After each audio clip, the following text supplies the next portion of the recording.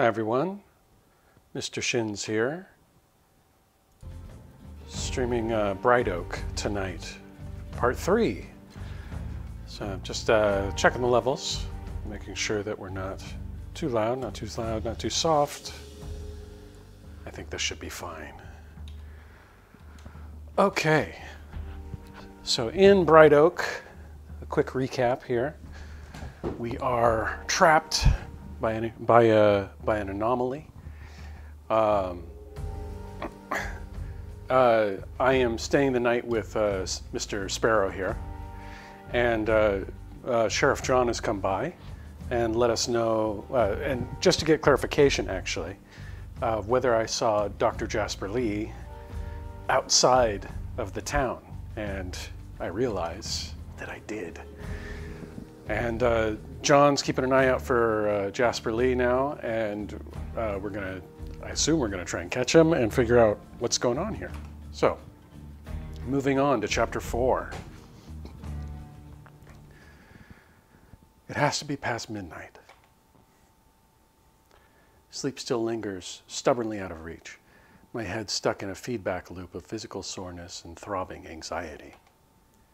The clinging darkness only serves to further emphasize the nesting doll quality of my current space, trapped with my thoughts in a small bed, within a small room, within a cluttered house, within a store, within a town wholly surrounded by an invisible barrier. Maybe I'll feel better if I can get a glass of water.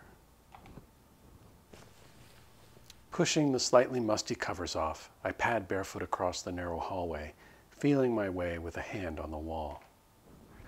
I halt when I notice a dim red glow emanating from the main living room, throwing ominous shadows that reach out to link with the pitch black square I'm standing in. Curious, I peer out, seeing Sparrow sprawling comfortably on his stomach with a book, feet crossed in the air, the firelight illuminating the fantastic, abstract floral patterns of a magnificent robe. Abruptly, he glances up from the book, starting slightly when he notices me standing in the hallway. As I take a hesitant step towards him, Sparrow closes the book, setting it aside and sitting up, a tasseled sofa pillow hugged protectively to his chest. I can get you a sheet to wear if you really want to wander around looking like a ghost. His smile is tentative, but grows easier as I laugh. Sorry, as though you're the one at fault. If I'm disturbing you, I can go. No, I wasn't sleeping. Didn't even realize you were here until I went in search of some water. His face is weary and sympathetic. You either?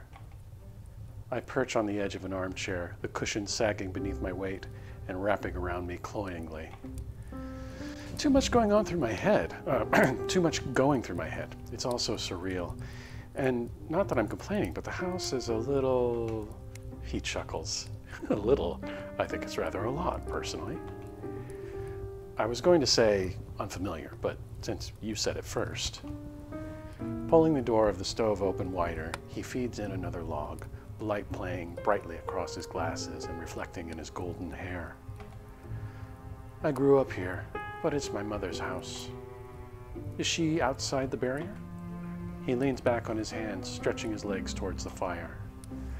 Yes, but I don't know that she's even aware of the situation, to be frank. After Father was killed in an auto wreck last year, she phoned me to say she was heading to Washington to see if she could get more information on my brother, Evan.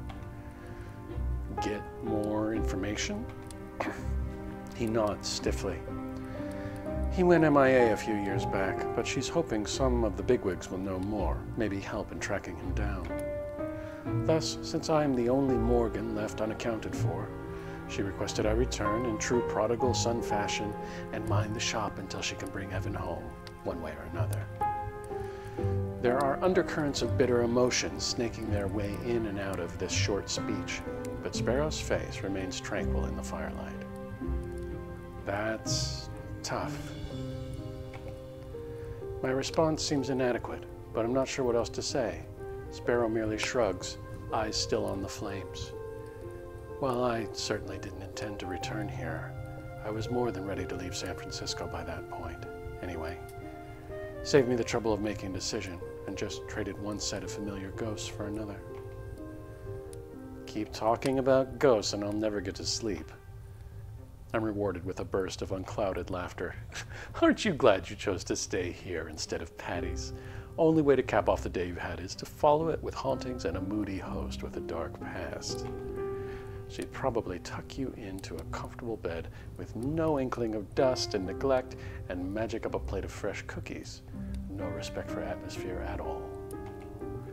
He digs through a small pile of books to the side of the stove, dragging out one well-worn, dog-eared volume and tossing it to me. Jane Eyre. Really? His face is impish. Some light Gothic reading. If you like it, well, there you are. And if you don't, maybe it will bore you to sleep. I love it personally, but there's no denying Rochester is an utter cad. It'll make me look better by comparison. Taking this as a cue, our conversation is at an end. I open to the first chapter, angling to catch what light I can, and Spare settles back with his original volume, which appears to be a history of India. At some point in the companionable quiet that follows, lulled by the warm glow and crackling sound of the fire, I do fall soundly, dreamlessly asleep. Sure you don't know who wins the 1968 World Series? I shake my head, and a small group of men listening groan. The least you could do is give me hope I'll be a rich man after we're out. Sorry, if I'd known, I'd have taken notes. Trust me on this one, though. Don't vote for Nixon. Mary Beth stirs a single sugar cube into her coffee, licking the spoon afterwards thoughtfully. Aren't you afraid that by telling us these things, it could mess up the true timeline somehow if we make it out? Patty removes the empty plate in front of me. When we make it out. What's wrong with Nixon? I'm not much for politics. Or do you suppose there is a different timeline, one that somehow accounts for any changes we might make? I mean, say one of us traveled back in time, ostensibly, we could take measures to prevent Kennedy's assassination. Which Kennedy, JFK or The question pops out unthinkingly, and I bite off the end before finishing. When was he assassinated again? Which Kennedy assassination? There's more than one? That poor family. And the cycle of sacrifice unwinds. He brushes surreptitiously at his eyes, and the rest of the room falls silent in varying states of shock or disbelief. Hell, well, I guess once we're out, we'll have to put our hypothetical to the test, Mary Beth. Is he president at the time? It might make it tricky getting someone to believe us. Do you know where it is, or when it is, or where? Do you know who kills him? I frown, trying to bring back high school history courses. It happened during the '68 campaign at a hotel event, but I don't recall any details on exactly when or where. The sheriff rubs his face consideringly. Not much to prove it. Maybe it'll be enough just to put his campaign on the alert, particularly at hotel stops. He's got folks who'll be able to look after him. The silence draws out. Do we ever make it out of Vietnam? Glad to have some comparatively good news to share, I nod. Yes, though not until the early 1970s, I think. But next year is the moon landing. Neil Armstrong and Buzz Aldrin are the first people to ever walk on the moon. Well, that's something to look forward to, at least. There's a note of discontent in her voice that belies the words. Patty, having finished clearing the remaining dishes, studies the downcast faces around the room, then begins speaking to me briskly. Thank you for the fortune-telling, Mr. Shins. It is interesting to hear what the future has in store. I hope you will not think me rude, but may I ask we stop there? I look forward to living my life after we are free, and without surprises left, it will be a little disappointing, perhaps. Of course, I'm recounting things I've only read about, but for them, it's as though I'm narrating all the major events, tragic and exciting both, they'll miss if they don't ever get out. A trio that had moments ago been heckling me for sports results pushes out of the cafe, feet dragging. I can't imagine what that must feel like. I'm sorry, I didn't think. Sparrow tips his head to the side, face contemplative. Don't be. We ask questions first. It's rather a funny mental exercise, in fact, because it does give a very different perspective. We're talking what, 45 years between us? 44. So the war in Vietnam for you is roughly what the great stock market crash of '29 is to us. The assassination of the President of the United States is still relatively fresh in our memories, but for you, it's only slightly more recent history than we think the assassination of Archduke Franz Ferdinand in World War I. I can't take any more of this perspective game. It makes me feel old. By my reckoning, straighten out our timelines, and I'm probably of an age with your grandfather, give or take a few years. Surprised, I try to calculate the likelihood of that being true. He shakes his head in dumb horror, standing up and quickly making for the door. I'm going to go find that dratted doctor. Mary Beth and Sparrow are both staring at me hard. Good gracious, I think he's right for a change. What a weird thought. Agreed, Granny Forster. Mary Beth smacks his shoulder. I am nobody's grandmother, en absoluto no and no. I raise my hands defensively. Believe me, it's weird for me too. Sparrow rises, slouching towards the door with an apologetic grin. Lo siento, Mirena. Well, we've succeeded in upsetting Patty. We best clear out while we can. She smiles at him with deceptive sweetness. Si, parajito, we cannot finish cleaning up lunch with you lounging around. Go away. We make our way back to the store, Mary Beth tagging along. Do you have actual useful plans for the day, or are you just going to go build a fort out of your books? Sparrow slants a look in her direction. Are you offering to help? Who's in need of something to occupy their time again? Someone needs to keep you from simply drifting along in that irresponsible way of yours, Lewis. Ah, right. Seeking a receptionist, perhaps. And how is your busy practice going these days, Dr. Forster? She stops short, so I pull up as well, surprised. Sparrow continues a few steps, then hangs his head, turning around slowly with a drawn-out sigh.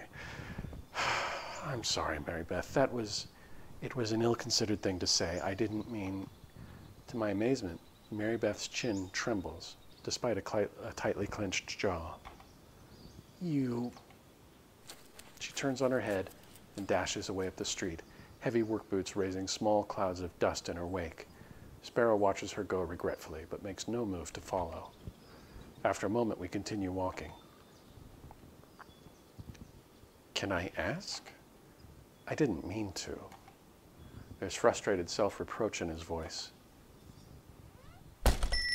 Unlocking the storefront and pushing inside, he stuffs the keys back in his pocket and leans against the counter, arms folded. It was a crummy thing to say. I should have thought before saying it. I thought you two thrived on ribbing each other. Sparrow grimaces. Yes and no. We tease one another, because underneath it there's mutual respect, I think. I like her well enough at least, and I've known her forever. Same age, same hour-long bus ride to school every morning and home again every afternoon, growing up. Fought over top-of-the-class ranking all through school. A long history, then. Indeed. However, familiarity breeds contempt, they say. We neither of us always understand where the line should be, so we cross it too often to really be friends. And now we're both in this backwater again, against all hopes and ambition to the contrary. Mary Beth doesn't want to be here either. Sparrow's expression is sullen and remote. After a short silence, he sighs, continuing, let me try to catch you up, if you really want to gossip. Dr. Forster took care of Bright Oak for decades before retiring and moving with Mrs. Forster to be closer to Judy. That's John and Mary Beth's older sister. She's a looker, the image of Mrs. Forster in her prime, married and the likeliest of the siblings to provide the longed-for grandchildren. John's the son with all the attendant expectations that comes with. Mary Beth is the baby. I raise my brows doubtfully, and he quirks a half-smile in response. Right. Mary Beth wants to be respected for the work of her hands and the power of her intellect, not doted on. She deserves to be, moreover. She's the smartest person I've ever known, willing to work 2 or 3 times harder than anyone else would to achieve her goals. So, against her loving family's wishes, she threw herself headlong into medical school of all things. In the 60s, as a woman? He raises a brow.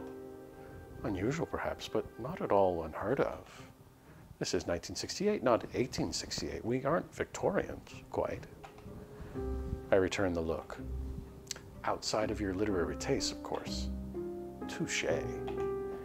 And you're not wholly wrong either. By temperament as well as inclination, she'd be best suited to surgery, and that is considered a man's world. Only comparatively Victorian, then. This draws a grin in response. I'm going to take that as a suggestion life improves for ambitious women over the next 4 decades. Don't correct me if I'm wrong. Not perfect by any means, but better, I think. His smile breaks through in full, lighting up his face. This bit of future-telling obviously pleases him far more than Men on the Moon did. You'll have to tell her so. If it comes up anyway, she'll kill me if she finds out I told you any of this. I mean, actually kill me. I won't tell. Good. So, Mary Beth made it through. Residency, the works, she has the degree, she's a bona fide MD. And yet she's here in Bright Oak. Sparrow's expression falls again. And yet she's back here in Bright Oak. It's not for lack of talent or ability or smarts. She couldn't find a job? His eyes meet mine. The sum of it. She got where she is by sheer force of will, and sheer force of will keeps her from going any further, unfortunately. Not much for nurturing our Mary Beth. She's not willing to play at being anyone's inferior, even to further her own goals. Nor will she defer to those who haven't earned her respect first. Though I admit I'm inclined to assume her bedside manner leaves a little to be desired as well. So she had to come home. He nods sadly, tucking a stray lock of hair behind his ear. And alluding to her unemployed status is rotten of me. As rotten as her refusing to call you by your chosen name? The question is out before I can catch myself. Sparrow's face is suddenly arrested still, as if carved from marble. It isn't a contest. He takes off his glasses, cleaning the lenses on his shirt sleeve, his already quiet voice almost a whisper. I told you before, we've neither of us ever been good at knowing what important lines not to cross. It's why we're not really friends, despite our best intentions. He turns away sharply, jamming his glasses back on and fussing with a small collection of packages, which he then dumps unceremoniously into my arms. Here's the deliveries for today. Aspirin and a collection of Methodist sermons for Gladys, the terrifying old bat that lives up the hill. A very trashy romance novel for Bunny, who lives across the street from the Grange. Another bottle of whiskey for John. Don't tell anyone I sent it, especially not Mary Beth. And a bag of odds and ends to accidentally give to Patty, so she can continue pretending no one knows she's helping wretched Randall on the sly. Ideal delivery method is to drop it on the ground in front of her, say, oopsie daisies, and walk away after giving her a pointed look. Be sure not to blink if you can help it. His tone is artificially bright, half-smile deflecting any further confidences and placing me neatly at arm's length. Again. I meekly accept the packages, cursing my impulsive speech and hoping I can remember the town layout well enough to carry out these directives. Oh, G-Machine. G-Machine says, the music in this game is intense. Yes, it is. I'm very pleased with the music in this game. It's made by a Swedish gentleman named John Alin, and the developer, Brianna, contracted the soundtrack, and he just went above and beyond in every way possible. So yeah, it is very pleasant and very intense. Just before I push the door open, I hear Sparrow's soft voice again, so hesitant I can barely make out the words. You know, I invited you to stay because you called me by my name, only because I asked you to. I face him, and while his countenance is serene, his eyes are stormy. I'm sorry, it shouldn't... We are in agreement on that. Still, I'm sorry I hurt Mary Beth's feelings. I leave him leaning pensively against the counter.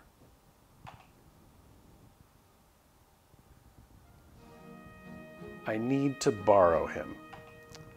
Mary Beth folds her arms across her chest, chin held at an imperious angle. Turning up immediately after our lunch break the next day, her request to borrow me carries a strong undertone of taking away a novelty to punish Sparrow. Sparrow seems to intuit this as well, adjusting his glasses to conceal the shadow of a smile. Just as long as you return him in good working condition at the end of the day. She doesn't deign to reply, instead turning her back on both of us and striding away. Before I can object to being treated like a lawnmower or shovel out on loan, she's halfway through the door. Come on, Mr. Shins, and bring that telephone of yours. We've work to do. Shrugging off my irritation, I wave to Sparrow and follow her outside. Where are we going? Ruthie Mendel has a cough. We're going to make sure it's nothing for her to worry about. Unsure what is required of me in this agenda, I follow along silently. And then we're checking Hiram Cardew's psoriasis. I suppose Lewis told you I went to medical school. Let's see, do we get Lewis in trouble if we say yes? Do we get Sparrow, rather? You went to medical, or we can pretend that we don't know? Be honest or pretend. Be honest or pretend. Sparrow's he said not to tell her anything, so let's be incredulous and say you went to medical school? Her proud jaw tilts upwards. I did. I have my MD. I try to keep my voice casual and light. My doctor is a woman too? Oh, it's not a question. My doctor is a woman too. Abruptly, her eyes narrow. How nice for you. We continue in silence for a moment. It's normal by then. It is. You're not just pandering to me because you think it's hard now? In this time, I mean? I take a step back. Absolutely not. Well, good. Her voice vibrates with righteous affirmation. There's a hint of a smile on her lips. I believe in your bona fides, but to be honest, I'm not completely sure why you need me to come along. Her smile turns secretive. I do need you to help me with something, but don't worry, it ought to be relatively painless. Relatively painless isn't something anyone likes hearing from a doctor, Mary Beth. She laughs brightly. I only need one thing of you, really. Our feet slow, halting 100 yards or so from the gate to a modest house. Two things, actually. You have that phone of yours on hand? I pull it from my pocket, hitting the power button. It's almost out of batteries, but that's fine. It doesn't need to be working as long as you have it with you. Puzzled, I wait as she sorts her thoughts. Look, I loathe asking for help, but this is a chance I cannot let pass. I need you to promise that no matter what, you won't contradict anything I say, even if it stretches the truth a little, and you'll back me up if I need it. Doubt must show on my face because she takes a step closer, a hand resting tentatively on my arm as she meets my gaze imploringly. Please, I'm not going to hurt anyone, and if this goes right, it'll help you too. It helps me help them. I'm not asking much, well, I'm not going to tell you in case you say no. Just don't spoil it. Without waiting for an answer, she marches forward again, swinging open the gate and stumping up the front steps. Afternoon, Mrs. Mendel, I'm coming in. 10 steps behind, again, I hear her greeting met with a muffled squawk and a round of coughing. I follow into the small house. The room is dim, the faint sunlight spilling through the window absorbed by heavy, dark furnishings. A petite older woman with bright eyes and a restless demeanor is seated in an armchair, wringing her hands fretfully. It's just a cough, Mary Beth. There's nothing to be done until we're out and I can see a real doctor. A real doctor? Even without having met the woman before, it's clear at a glance she's suffering from poorly concealed anxiety as much as from the cough. Why turn away professional help that's offered then? I know you don't believe I can help you, Mrs. Mendel, but look, I brought you something better than any doctor in our time. I begin to have grave misgivings. Mrs. Mendel shakes her head, falling into another coughing fit. I don't know what you're talking about, Mary Beth, and who? Mary Beth continues, undeterred. This is Mr. Shins. He's from the future, and in the future, everyone has one of these. She holds out a hand, tapping her palm to indicate I meant to place something in it. I fish out the phone uncertainly and hand it over, and am rewarded with a glowing, appreciative smile. This is a Is that the funny telephone everyone is talking about? Mary Beth takes this in stride. It is. And do you know what else it can do? Mr. Shins tells me that in the future, everyone has one of these, and whenever you feel under the weather, you tell the machine what your symptoms are, do a quick scan with the built-in magnets, and it will spit out a diagnosis just as good as any doctor can provide. Why don't we have that in the future? Mrs. Mendel looks understandably dubious. All the same, Mary Beth, I think I still feel better just seeing Dr. Malone if we ever get out.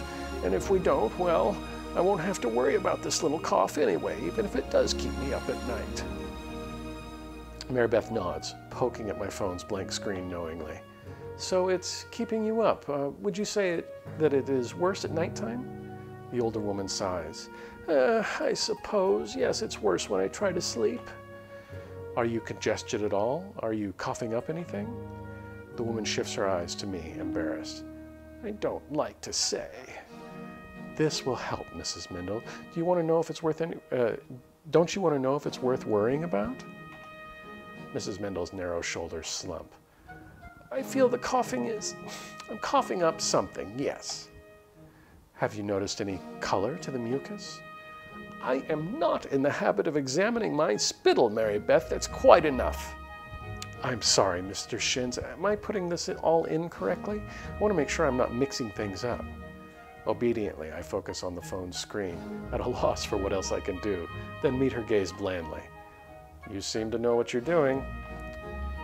Mrs. Mendel, it wants to know what your breathing sounds like. Since Mr. Shins didn't come to Bright Oak on purpose, the equipment for that kind of measurement is missing, but would it be all right if I took a listen with my father's stethoscope so I can make the entry by hand? The woman sighs resignedly. If this all-knowing appliance belongs to the traveler, why are you the one using it, may I ask? More playing, doctor? Mary Beth ferrets out a stethoscope from her back pocket. You might not trust me to diagnose you, Mrs. Mendel, but you've known me my whole life, so I hope you trust me enough to know I care about your well-being. I don't think Mr. Shins means any harm, but my brother feels we'll all be more comfortable if there's someone from Bright Oak keeping an eye on this unknown technology. That John has always been such a considerate boy. Mary Beth has out her stethoscope, pressing it to the older woman's chest. Deep breaths, please. After listening closely to both front and back, Mary Beth packs away the stethoscope again, tapping the inert phone screen with her index finger. All right, all that's left is the scan, and then the telephone medical computations will give a reading on what's the matter. Are they a real doctor? Mary Beth straightens her spine, arms crossed. Mrs. Mendel, this appliance has all the medical knowledge of today, plus that culled from over 4 decades of future research. If we were going to go back in time, a commensurate number of years, no one would have even heard of penicillin yet. This little machine makes Dr. Malone look like a medieval barber. She holds the phone out to me with a grand gesture. The scan, please. Mrs. Mendel sits up in her chair, holding perfectly still. I'm impressed. Impressed by Mary Beth's success. I hold out the phone, pointing it at the sick woman like a remote control and slowly moving my arm in a downward arc. Boo-hoo! I'm given a fleeting, dirty look by Mary Beth. Is that noise supposed to be part of it? Not really. I just always feel it up. I feel I ought to make some sound. That's hilarious. Not really. I just always feel it ought to make some sound. May I read the result? She snatches the phone from my hands, lighting up the screen in the process. Furrowing her brow, she squints at the blank homepage. I wonder anxiously whether the result of this calculated improvisation will prove credible. Mary Beth breaks into a prim smile. Good news, Mrs. Mendel. Your cough shouldn't be anything to worry about. It sounds like the tail end of a nasty cold. Should clear up as long as you take lots of fluids and don't push yourself too hard. I'll have Louis send up some licorice root tea for you. It ought to help soothe your throat. I hate this stuff. Does the machine really say it'll help? Mary Beth nods earnestly. Even if we did have access to medicine, there isn't much that will help more than quiet and warm tea. If you don't like the licorice root, though, there's another tea will do fine. The older woman turns to face me. Thank you, stranger, for all your help. I'll admit I do feel a mite better knowing I'm not going to die of a cough while trapped by this mess. Happy to help. I stammer a little, but she doesn't seem to notice. It isn't as nice as seeing a real doctor in person, of course, but how long until we all get one of those gadgets? I can see where it'd be real handy in a pinch. Not for a while, it sounds like. I'm hoping that Mr. Shins will leave me with this one when he heads on home, though. I raise an eyebrow as she tucks the phone into her own pocket. I'm sorry to run, Mrs. Mindle, but we've got to get on to a couple other folks in town before nightfall. I hope you're feeling better soon. Be sure to drink the tea when it gets here. Go on. Behave yourself, Mary Beth. Mary Beth holds open the door for me, and we walk back out into the dazzling late afternoon sun. I only wish my phone was that impressive. She grins. Right? After I got home last night, I couldn't help laying awake thinking of all the possibilities. And then I realized this one might be a useful idea for my purposes now. Doesn't it bother you? Mary Beth doesn't ask what I mean, but shakes her head, a slight skip in her step. I don't care if she respects me, as long as she respects my work. That was my diagnosis, and if she will only take it from a funny block of glass and metal, well, so be it. She took it. That's the important thing. You're a doctor pretending to be a telephone in order to do the work of a doctor. I'm not sure if that is science fiction or absurdism. She shrugs impatiently. It was effective. We have another stop, don't forget. It'll be about the same, but I'm hoping I can use this to get Hiram to lay off the booze a little and possibly bathe more than once every 2 months. I've lost my phone for good, haven't I? An innocent smile. I'll give it back to you before you go, if John is able to find that bastard to make him take you home. When he finds it, sorry. But until then, you said the battery's almost out, so you're not really using it, are you? I sigh. Her face grows serious. Oh, one more thing. Lay off the sound effects when we do the next scan. It's not very scientific. You're back earlier than usual. He pours me a steaming mug of tea, replacing the kettle atop the stove with a metallic clank. Not quite a week in Bright Oak. This already feels almost routine. The sheriff flagged us down, said he needed Mary Beth to check on someone. I wasn't invited. He glances up to study my face over the top of his glasses, then returns his gaze to the stovetop. Ominous. I don't suppose you caught who was to be checked on? I frown into my tea, trying to remember the name. It's one of the people I still haven't met. Sheriff John was surprisingly uncommunicative. Sparrow considers this. Randall? I think that maybe was the name. He'd pulled Mary Beth aside, though, so I didn't hear much. No further sign of your fellow time traveler either, I take it? I shake my head. Sparrow passes me a book silently, leaning back again with his own. I notice, however, that a long time passes without him turning the page. It's perhaps an hour later when there's a knock on the storefront door. Sparrow tenses, as he always seems to when faced with unexpected company.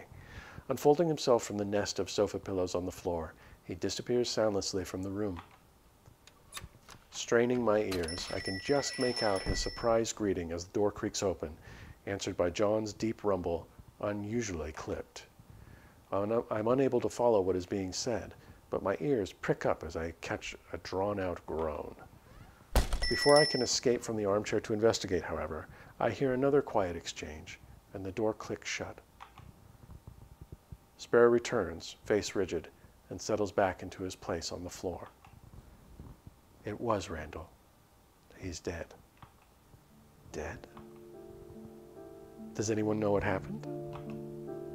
He picks up his book absently, toying with the battered dust cover. Hard to say for sure. Could have been starvation, I guess, since he was out of food. He's the one that didn't want to pool resources. Fool. Though John said that according to Patty, he'd also run out of an important heart medication.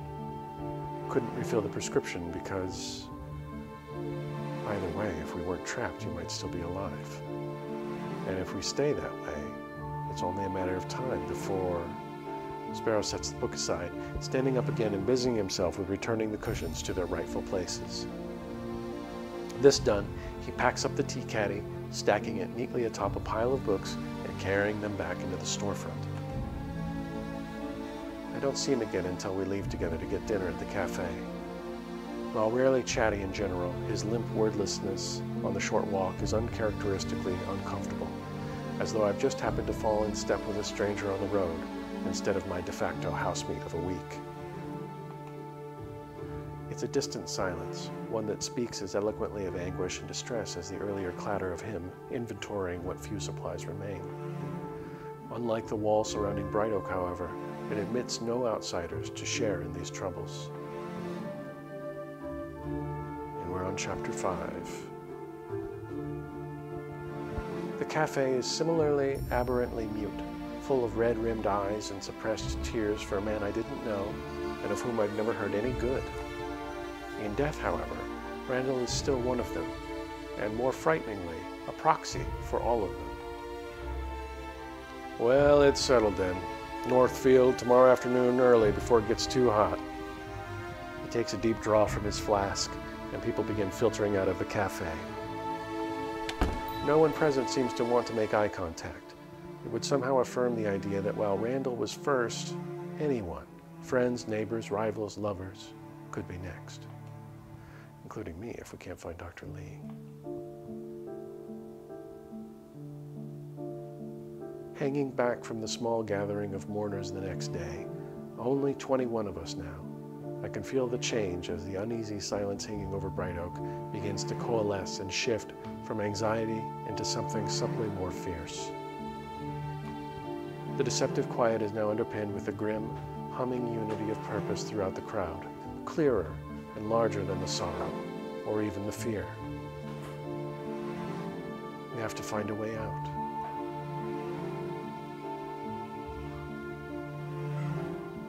After a bracing cup of tea, a grim reminder the coffee is gone. The majority of mourners have made their way home, but we linger after, ostensibly discussing the state of supplies while Patty gently and repeatedly steers the conversation towards town morale. Would it perhaps be better to say that he died because of the heart medicine? John leans back in his chair, a glassy-eyed stare fixed on nothing in particular. Whichever way you slice it, it's a secondary problem. Food's scarce because we're trapped. Can't get medicine because we're trapped. Doesn't matter what anyone thinks the nitty-gritty cause of death was, because we'll all know. Holy crap. His chair tips too far backwards, and he goes down, taking the table along with a crash of falling teacups and silverware. Before we can do more than gasp, though, John is scrambling to his feet, slipping unsteadily on the fragments of fallen dishes, but pulling out his gun and aiming it at the door with a singular focus. Turning sharply to see what has arrested his attention, we freeze. You. The stranger doesn't look away from the muzzle of John's gun, but he gives me a small wave. Both his hands are raised, his jacket off so we can clearly see he's not carrying a weapon. Hello again, Mr. Shins. My name is Dr. Jasper Lee. I apologize, I don't think we quite got to introductions last time. How do you know his name, then? We traced the car registration. Bit of a hike from here, but you were telling the truth. I got you a tow, incidentally. So you're from the future too, then? He twists his mouth. That's a complex question. Call it a matter of perspective. But I'm from 2012 as well, yes. Been looking all over for you, Army Doctor. Sheriff is steady on his feet now, gun unmoving, expression granite hard. I figured you might be. And Dr. Lee will do, or Jasper, if you'd rather. Right. Take it you've been out of town, Dr. Jasper. He opens his mouth, closes it, then opens it again after a moment's consideration. Yes, I have. Not a flicker of reaction from John. Rect. Rect says, this isn't exoprimal. No, Rect, this is Bright Oak. It's a VN that I have been playing off and on. You're the reason we have the pleasure of hosting Mr. Shins, too. Is that right? While it was hardly an elective decision, yes, that is my fault. Mary Beth appears ready to interrupt at this, but is quickly silenced by the combined efforts of Patty and Sparrow. And our current predicament, you responsible for that, by any chance? Dr. Lee appears taken aback at this, scowling as he answers. What? Absolutely not. I suppose I should have expected you might think so, however. You have a way out, though. Can you take us? Genuine regret plays across his face. I can't. However, I did tell you the truth, or at least some of it, when we first met. I'm with the military, and I am working to try and find a solution to your rather particular problem.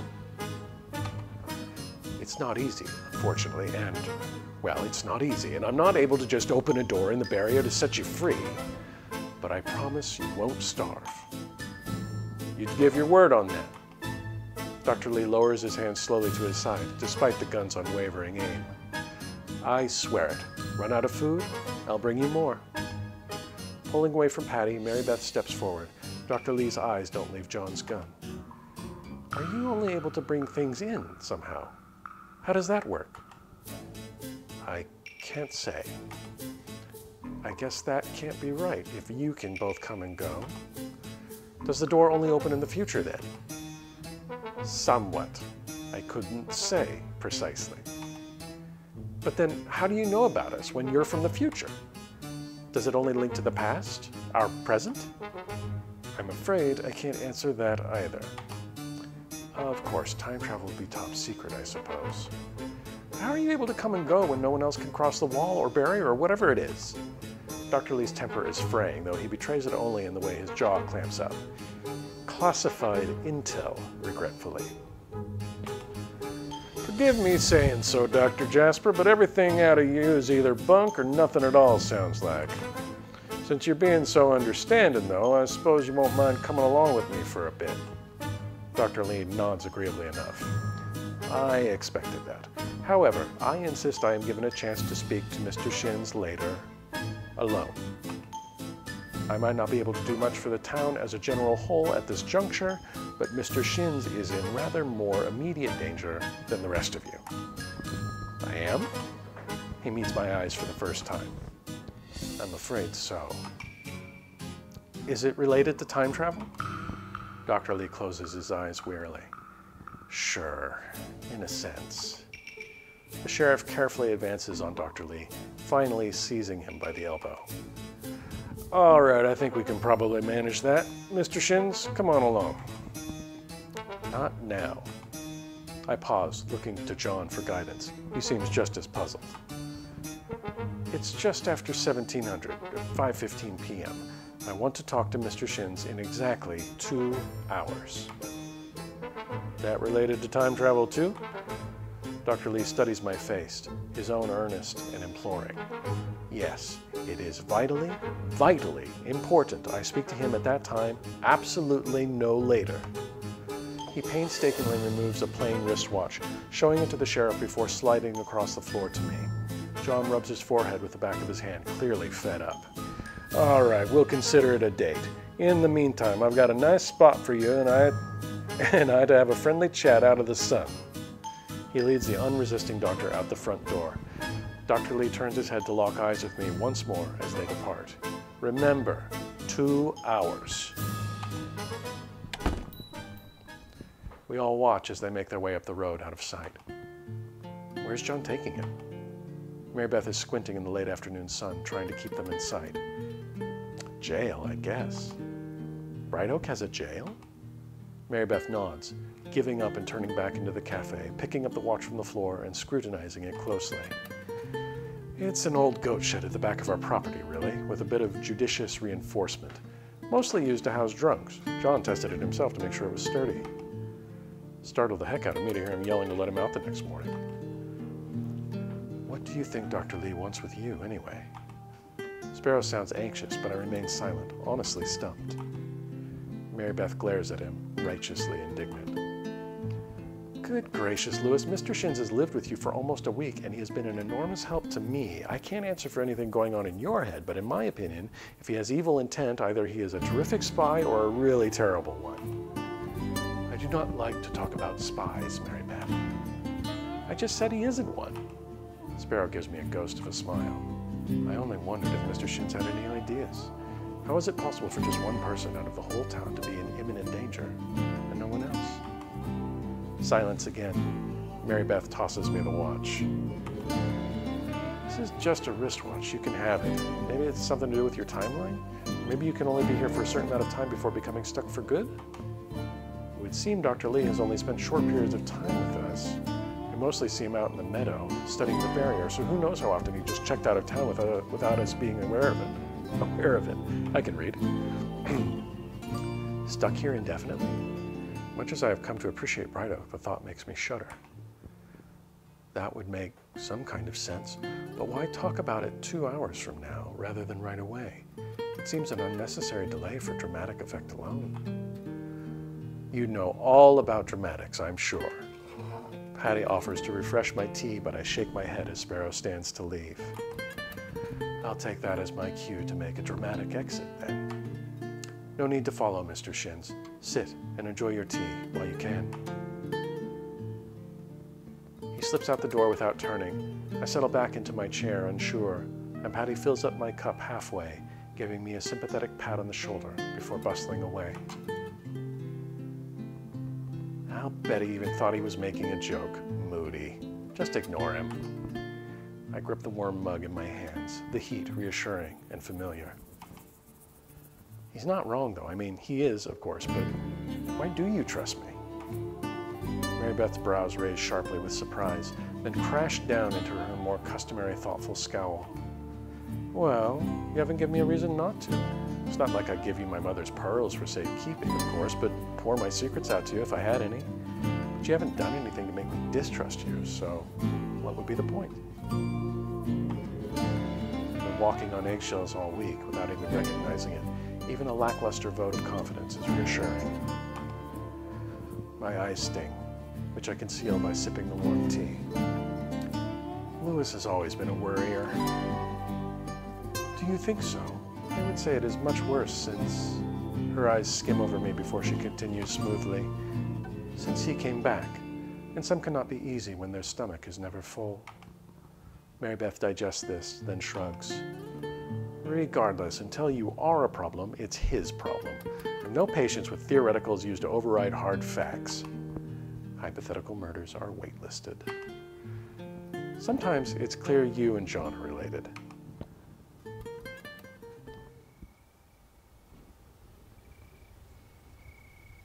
All right.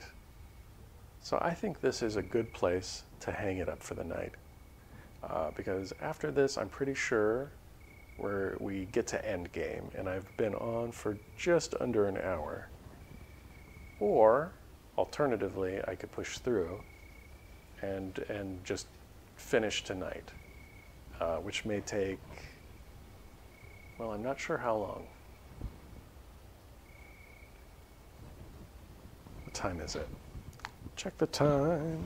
It's midnight right now.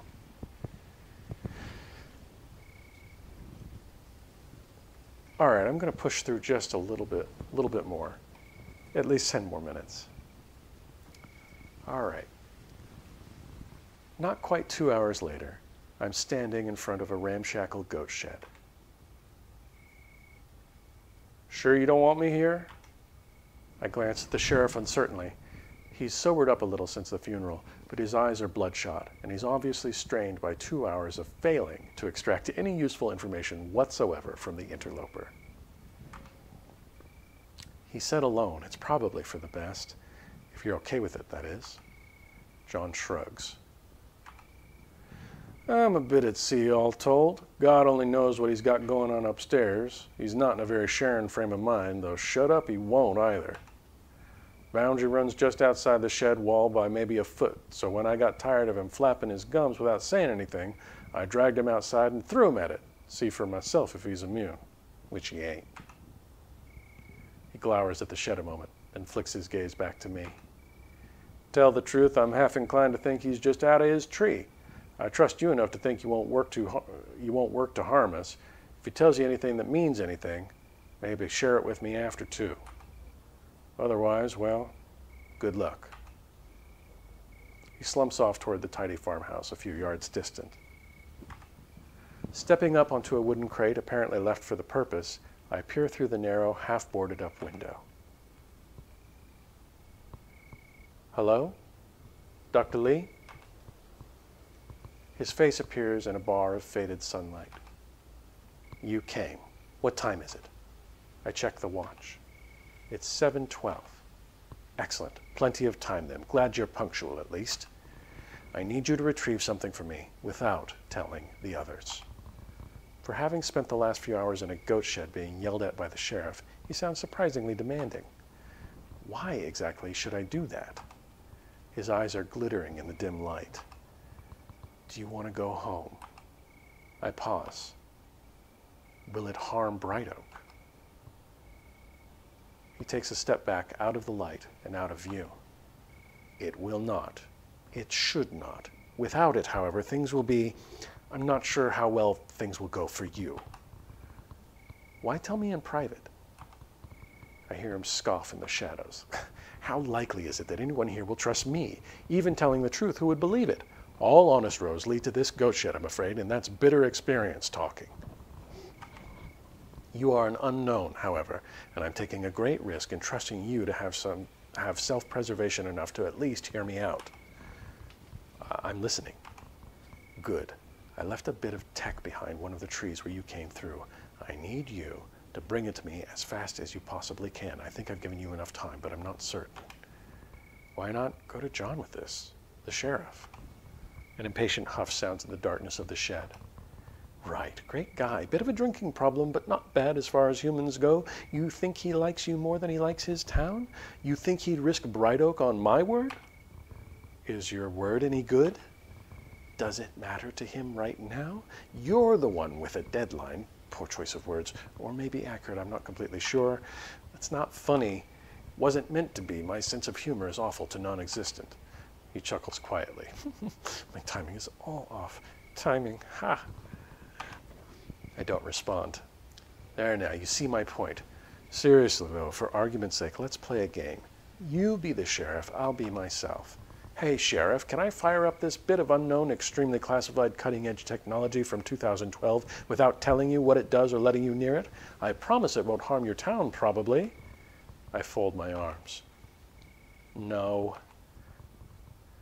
He steps back into view. And there we are. I got my start in quantum theory. I'm all about possibilities, but some are likelier than others. I take a deep breath. What does it do? The slant of increasingly dim light is illuminating only the bottom half of his face. By my calculations, it will save your life, and mine too, and it will almost certainly have no other impact on the town. I've used it many, many times before without any evident adverse effect. You can't guarantee the safety of Bright Oak? He laughs bitterly. I can't guarantee anyone's safety here, including my own. However, I make it a personal goal not to actively harm others if I can avoid it. It's a sentiment that applies to more sciences than medicine, or at least it ought to. What does it do? He covers his face with his hands, then drops them. You are running out of time. It does what I said it does. Do you have a good grasp of modern particle physics? Theoretical, experimental? No? Does it matter if you did? Because you wouldn't believe what I say. I can't prove it on the spot, and there's no time to explain. The object I'm asking for is born of the unlikeliest of chances, wild beyond imagining, and it shouldn't exist. But it does, and I need it. Bring it here, and I will gladly give you specifics if you really think you can keep up with them. But the function is the important thing at the moment. Do you want to live? Do you ever have a chance of going home? Okay. Bring it to him or refuse. If I bring him the thing, what's he gonna do? I'm gonna bring it to him. I feel like I'm betraying John to do this. Now, why would I trust this guy?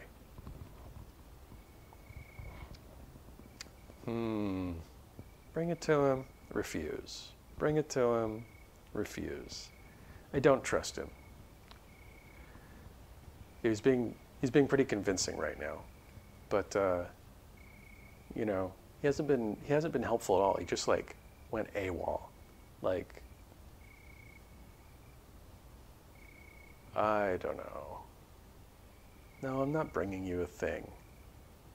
Like I should go tell John, see what John thinks. But he doesn't trust John, so he's asking me to do this thing. I'm going to refuse.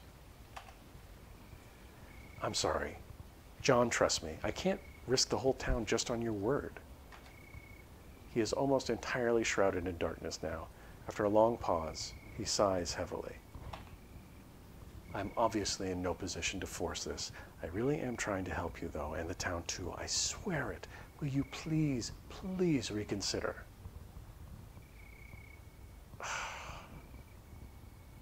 We can... I feel like the developer is telling me to do something here. Developer ain't saying shit. All right, fine. I'll trust you, but you better not be lying. I can't. I'm sorry. Really, you know, like, do I waffle? I think I'll trust him now. We'll just see. We'll just see what happens. I should save, but I didn't save, so here we go. I really hope I'm not making a mistake. What am I looking for? The last faded light illuminates a brilliant smile. Finally, something I can do for a change. Yes, thank you. Thank you. Do you remember where you came into town? The road by the oak trees? That's where you'll find it. Grab it and hurry back as fast as you can. Don't stop for anything. What exactly am I looking for? His hand shoos me away impatiently. You'll know it when you see it. Trust me. Hurry. There's not much time left. In fact, run. I step back off the crate, and after sparing a glance at John and Mary Beth's quiet farmhouse, I obediently begin to jog up the dirt track towards town, praying I won't regret my decision. If it looks suspicious, I won't let him use it. I can always change my mind before giving it to him. This is true. That seems reasonable. I pass the cafe, then the Grange, almost to the outer edge of town. A few people outside watch me curiously. Getting closer. What on earth could it be? The trees are within view now at the top of a small rise, and I begin to slow down, struggling to catch my breath. Here we are. Now where should I begin? As I draw to a halt, I can discern a strange sound in the air, a low, vibrating hum, slowly gaining in strength. I listen carefully a moment, trying to be sure that I'm not imagining it. What? I am so sorry. Oh, I never should have trusted Jasper! Whirling to face his voice, I'm suddenly hit in the chest with a sharp pain, immediately intensified to a screaming point. My body stiffens, involuntarily swaying like a tree in high wind. Why? The word fails to form on my lips. Before I can topple over, arms catch me, easing my descent. Forgive the lack of finesse. It may not seem like it at the moment, but you really are right to trust me. I don't want to hurt you. There's just not time. My body is racked with anguish, but the unnatural stiffness at least quickly subsides. My hands and feet are briskly and efficiently bound, and only then does Dr. Lee gently ease the barbs of his taser out of my skin. I meant to hit you in the back. I suppose that doesn't sound better, does it? The hum I noticed before has grown more intense, to the point where I can feel it thrumming in the ground beneath me. You? I rigged the lock before you arrived. Whatever you decided for yourself, I refuse to die here having accomplished nothing. I am very sorry for the taser, however. I didn't know how else to keep you in place. It's better than dying, isn't it? My teeth are chattering. Jury's still out. The guilt lacing his self-possession becomes more pronounced. There wasn't time. His words are half swallowed by the roaring, abstract noise that now swirls around us. I begin noticing flickering lights on the periphery of my vision, which vanish as soon as I look at them directly. What's happening? He looks back towards the town, impassive. The reset. The what? He rises to his feet, a hand sweeping his hair back from his face. There it is, you see? Not a moment to spare. Following his gaze, I am dumbfounded as a massive pillar pulses into being some 5 feet away. It looks like a cross between a portable air conditioning unit and a Tesla coil, covered with solar panels and thick braided cords, a stout cement base burrowing crudely into the earth. You did say I'd know it when I see it, I suppose. What the hell is that? And how am I just now seeing it when it obviously cannot be moved and wasn't here only moments ago? Placing his hands under my shoulders, he drags me closer to the massive, clumsy-looking machine. You probably won't think so to look at it, but it really is an extremely elegant piece of equipment. It takes my breath away every time. Did you make it? He sits down on the ground next to me, watching as the sky flickers unnaturally. Yes, but I only made modifications to an existing design. Now we're settled. We've got a few minutes. I should probably explain a little. It's what villains do when the hero falls for their trap, after all. Has that been there this whole time? He nods. The hair on my arms is prickling. There is no wind, but since the machine appeared, I can feel a sort of static pressure, like a thunderstorm hanging low in the sky, waiting to break. How? Have you ever heard of the Philadelphia experiment? Is it a movie with Katharine Hepburn and Cary Grant? Dr. Lee chuckles softly. Well, only in the sense that it's fiction, probably. The story goes that in 1943, the naval ship USS Eldridge was outfitted with some classified experimental technology meant to render it actually invisible by bending light around it, like a controlled, small-scale gravitational lensing. Is that possible? His mouth twists. If you can warp gravity somehow? Sure, there's a lot that's possible. The supposed results are B-movie stuff, though, of green fog where the ship was, sailors embedded in the metal hull, men driven mad, aliens, etc. The most interesting alleged result claims the Eldridge simply vanished in a flash of light, made a cameo appearance in Norfolk, then reappeared at its original site in Philadelphia, 10 minutes before it had vanished from Virginia. 10 minutes back in time, in other words. The ambient noise is now akin to sitting on a helicopter pad, but rather than being concentrated by the machine, it seems to be coming from everywhere at once. I wonder how the town is doing. Are you telling me this actually happened? Of course not. It almost certainly didn't. Almost. So what is his point?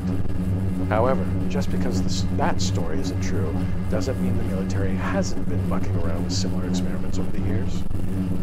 Explain. He gestures toward the town. He gestures towards the town. You're about to witness the results of one. What? Slanting a look my way, he shrugs. I realize that for all his projected calm, he can't seem to sit still, fidgeting and shifting to check the machine every few moments. In 1968, we were in the midst of the Cold War and the space race both. The government was pouring money into researching whatever would give us an edge on the Soviets. Hitchin Air Force Base. The one nearby? Yes. It was a major hub of top-secret research back in the day. He's practically shouting to be heard, and as the sound builds, he moves a little closer.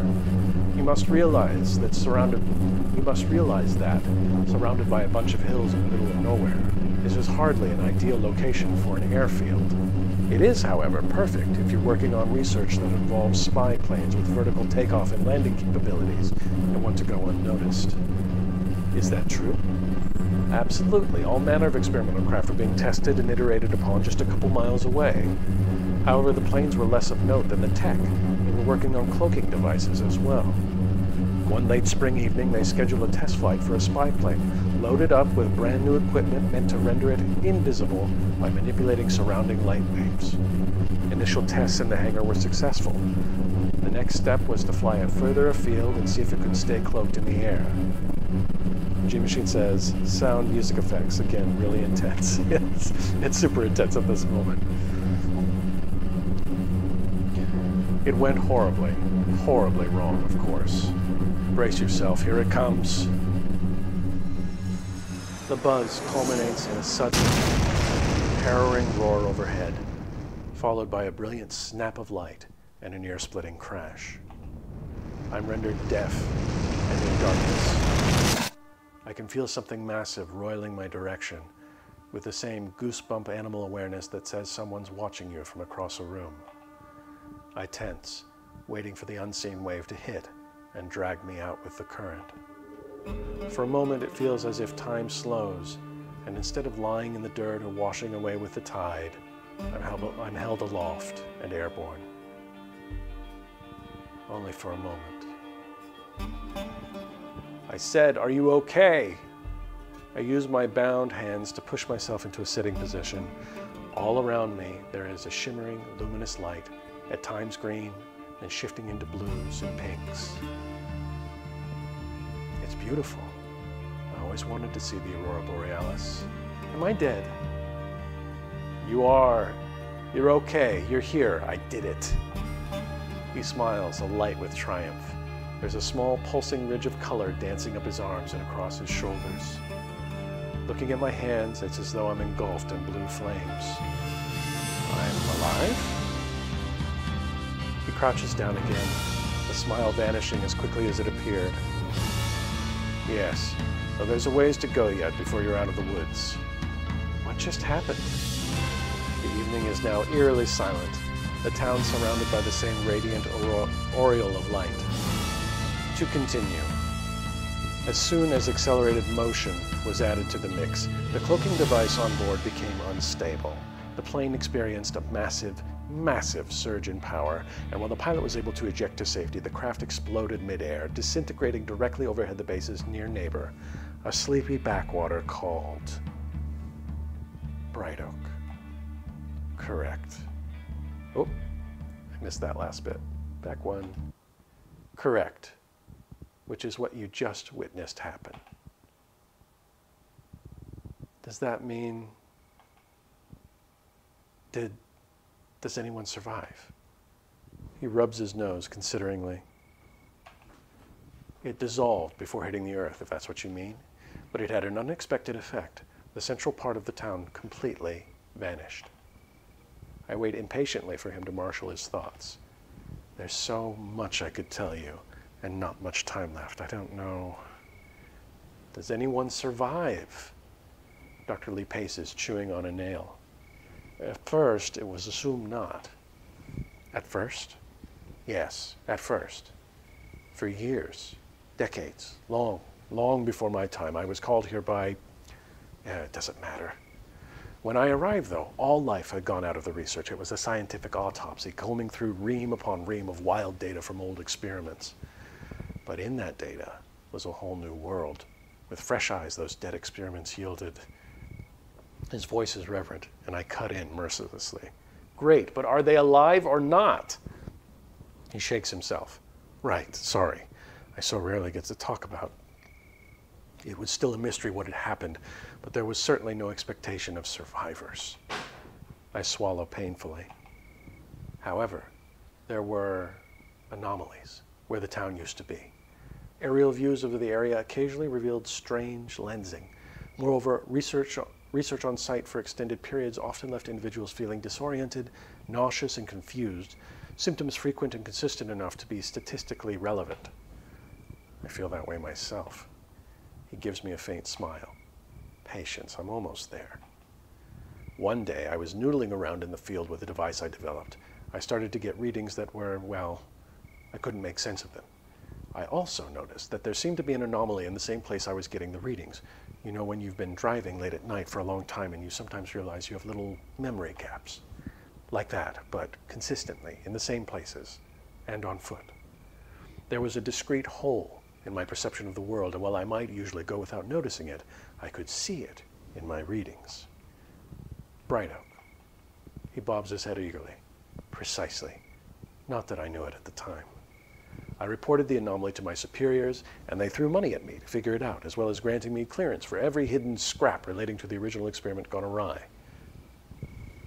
Strange lights surrounding the town now look like candlelight, reflecting off a faraway mirror, but a pair of headlights illuminate a few miles distant in the heart of town. The sign of life is a welcome relief. Using the files I received in conjunction with my own research, I created the monster you see here. He gestures to the strange device. It's, well, put it this way. It's a stabilized, better understood version of the original. It cloaks itself, yes, but there's a secondary function.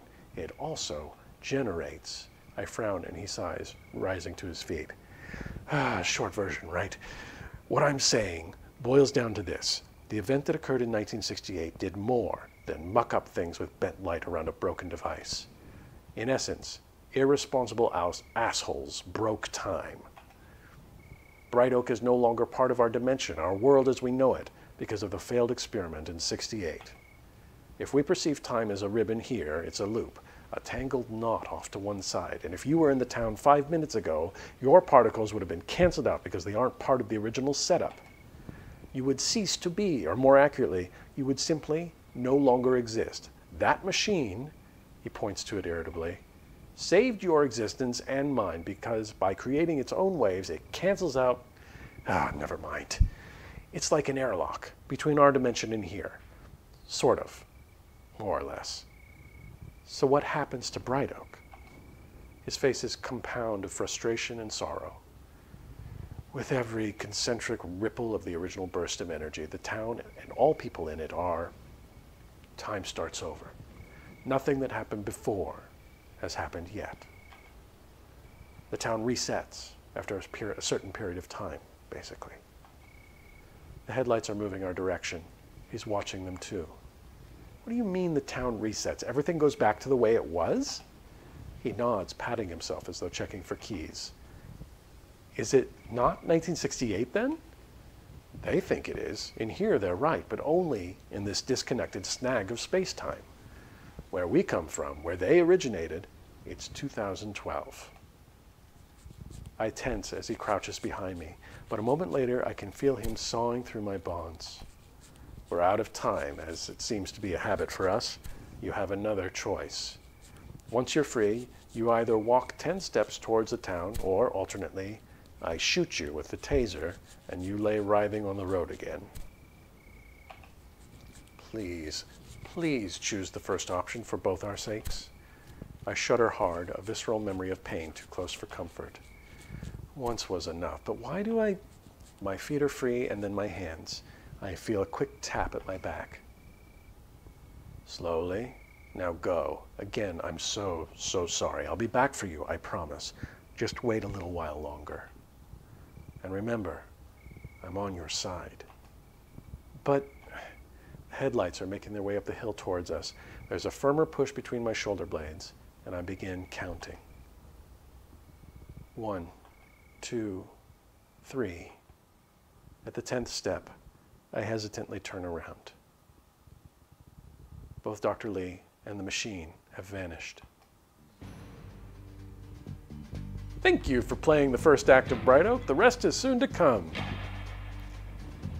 And that is the end of the Bright Oak demo. Hey, I did it in 3 parts. Not bad. A big thank you to the developer, who happens to be my wife, granting me permission to stream this. I found it very enjoyable. And we have our John Aline, Remnantation, and Wudges, BL McDara, and BL McDara. Thank you for everybody who tuned into the stream tonight. I'm going to go ahead and shut it down for now, and I will be back at my regularly scheduled... Oh, G-Machine says, didn't realize it was a multi-parter. Yeah, if you are interested in seeing it, it's in my video on demand section on Twitch or on YouTube. You can, they're labeled parts 1, 2, and 3. You can go through and watch them if you're interested. Or if you want to just play through the game, you can download it on itch.io, and I've got the link in the description. And of course, it's just a single act demo, but it is free. And no pressure from me either way. I'm just playing this for fun. Yeah, so thank you, G-Machine. Thank you, Rect. Thank you guys for chatting me up during this. Nice to have people chime in, comment. Makes it more fun. Yeah, and I will see you all next time. Have a good night.